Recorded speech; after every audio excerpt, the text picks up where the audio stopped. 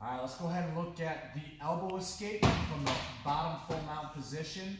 Probably the most important escape from our Strike One material. So let's go ahead and take a look. I'll show you what it looks like first, and then we'll go ahead and get into some details here. So I get my frames. It's a half, block,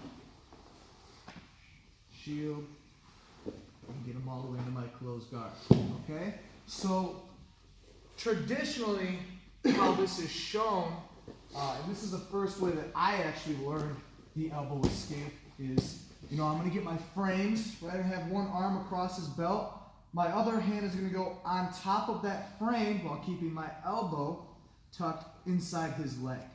All right? Then I'm going to go ahead and bring my left leg flat to the ground. I'm going to turn all the way to my side so my right shoulder's off the mat here. I'm going to use my elbow to lift his leg up as I sneak my leg underneath his. And then I establish my half guard position. I don't need to lock my legs together. In fact, all I really need to do is hook his leg, and this leg is going to stay posted. Okay, now the way this is traditionally shown, and the way that I was originally taught, and this is not incorrect, okay? Because a lot of the times, especially like beginners, will keep their base, you keep your hands posted, yeah, we'll keep their base kind of over your head, and there's a lot of space here for me to continue to go to the other side and use my elbow to free up my knee, and then my right hand is going to go ahead and pull up on his arm as I do one last hip escape out to get to closed guard, okay? And like I said, there's nothing wrong with that, but as you get more experience and you get better and you go further along in your journey, the person on top is not going to leave their base kind of stretched out over you, right? They're going to kind of bite down on your hips to make it difficult to escape your last leg. And I'll show you what I mean here. So, right in the full mount, I get my frames, I use my elbow, she gets a half. And as I try to get my other leg out, if you can see Coach John on this side, he's kind of pinching his elbows and knees together, making it really difficult to get this leg out because he's controlling my hips. And if I do, he's going to go ahead and do what's called forcing the half guard, twisting his hips, yeah, and really making it extremely difficult for me to get back to a closed guard position. So thankfully there is a better way to get back to a guard, to recover to guard here. So what I'm going to do instead is I'm going to use my frames on his shoulder. See, I'm coming underneath his neck here. My right hand is reinforcing my frame.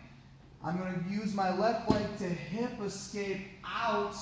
Now look where the space is here. This really big open window to bring my shield in. We call this a lot of times posting the flag.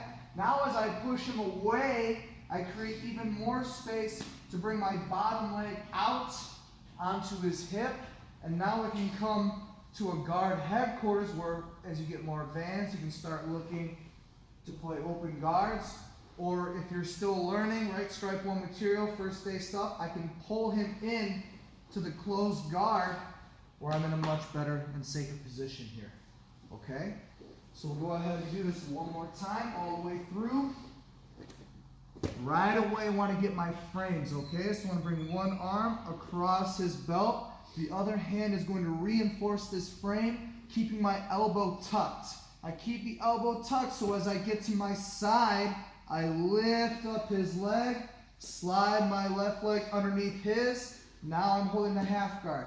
I'm going to block, use my frames, hip escape out, bring my shield in, push him away, create some distance. Now I have the space to bring my right foot onto his hip. I can start playing an open guard, or I can just pull him in to a closed guard scenario where I can start looking for sweeps and submissions here. Okay, so that is, like I said, probably the most important escape to know early on in your jiu-jitsu career here, the elbow escape.